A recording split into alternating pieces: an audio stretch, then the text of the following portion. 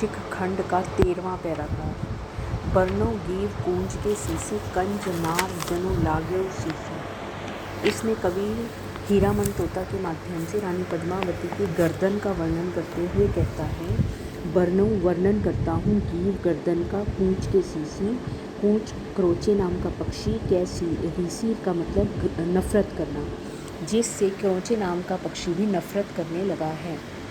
पद्मावती की गर्दन इतनी अधिक सुंदर है कि उसको देखकर क्रोचे नाम का पक्षी भी उससे ईर्ष्या कर रहा है, अर्थात उससे अपने आप को छिपा रहा है। कंच नार जनु लाग्यो सीसी। कभी उसकी गर्दन को देखकर ऐसा लगता है मानो कि कंच नार कमल की नाल को जनु मानो लाग्यो लगा दिया हो सीसी शीशी में, जैसे कांच की शीशी में कमल की नाल को खड़ा कर दिया गया हो, वैसे ही उसकी गर्दन भी कमल नाल के समान ही पतली दिखाई दे रही है। कुंदे फेरी जानू ग्यू काढ़ी। कुंदे फेरी खराद पर चढ़ाकर जानू मानो ग्यू काढ़ी उस गर्दन को बनाया गया है। कभी ऐसा प्रतीत होता है मानो कि खराद पर चढ़ाकर उस गर्दन को गढ़ा गया है या बनाया गया है। हरी पुछारी ठगी जनू ठाडी। हरी पुछारी, पुछारी का मतलब मोरनी, मोरनी हरी देखना, ठगी ठगी रह गई है, जनू मानो ठाडी खड़ी हुई।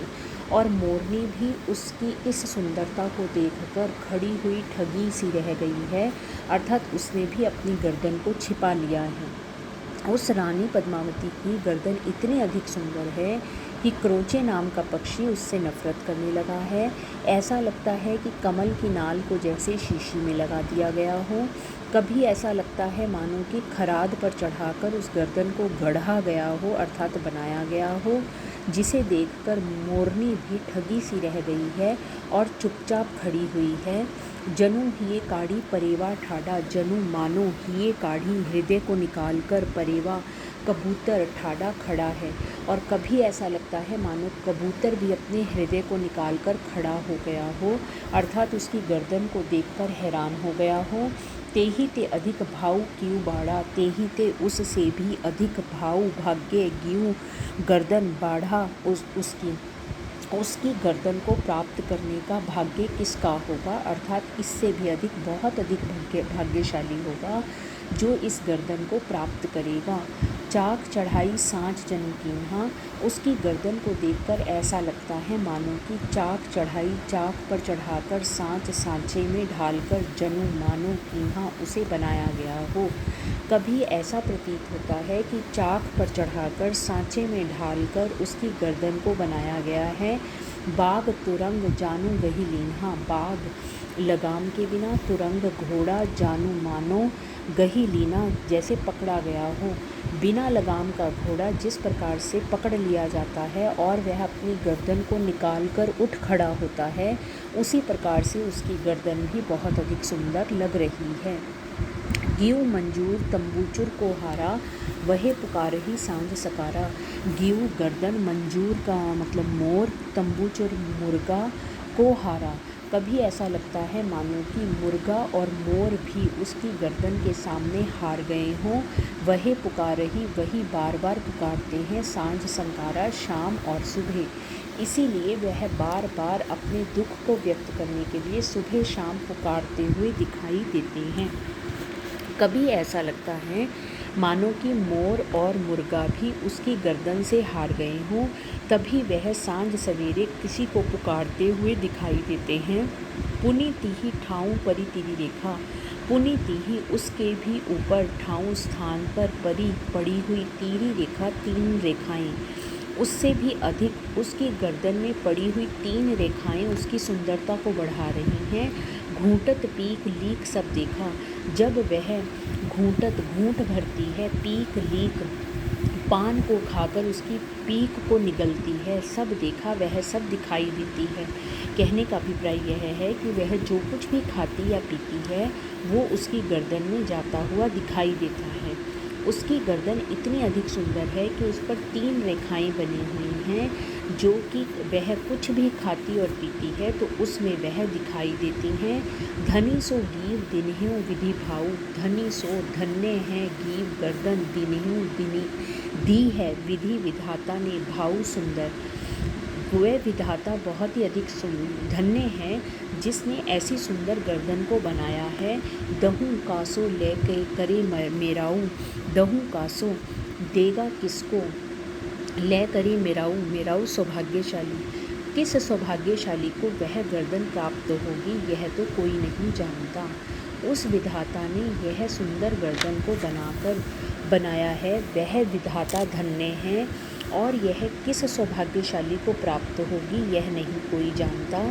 कंठ सिरो मुक्ताहल माला सोहे आभरण गीव।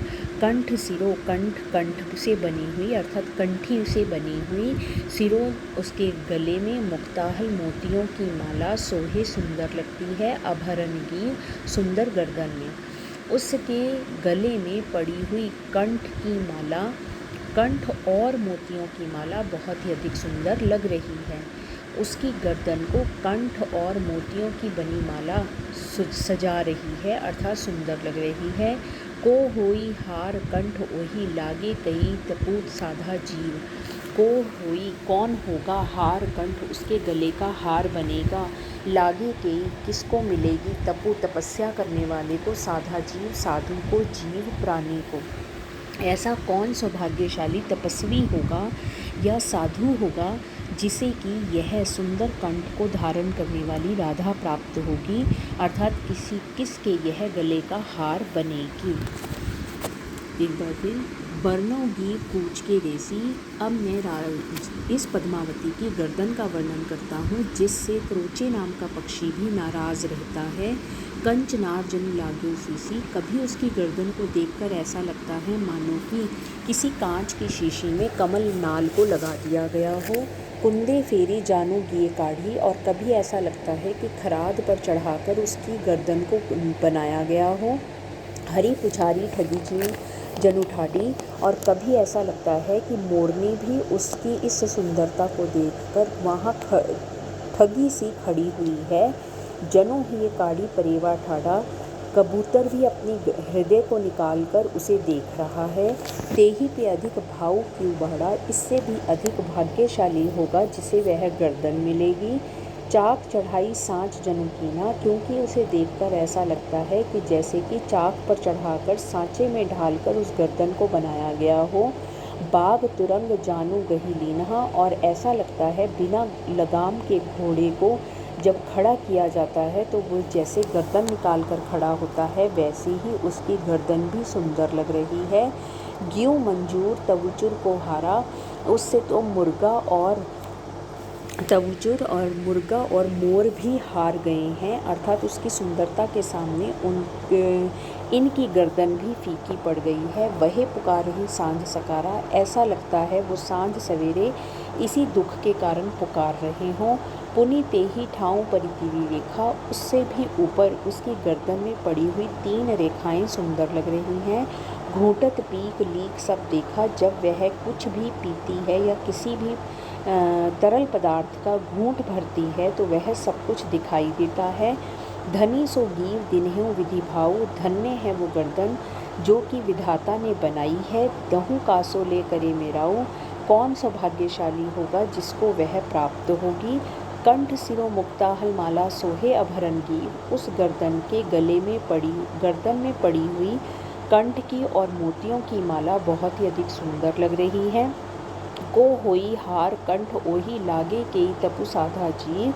वह कहते हैं कि कौन तपस्वी या साधु इस धरती पर होगा जिसके गले का हार वह बनेगी अर्थात किसके साथ वह विवाह करेगी वह बहुत ही अधिक सौभाग्यशाली माना जाएगा।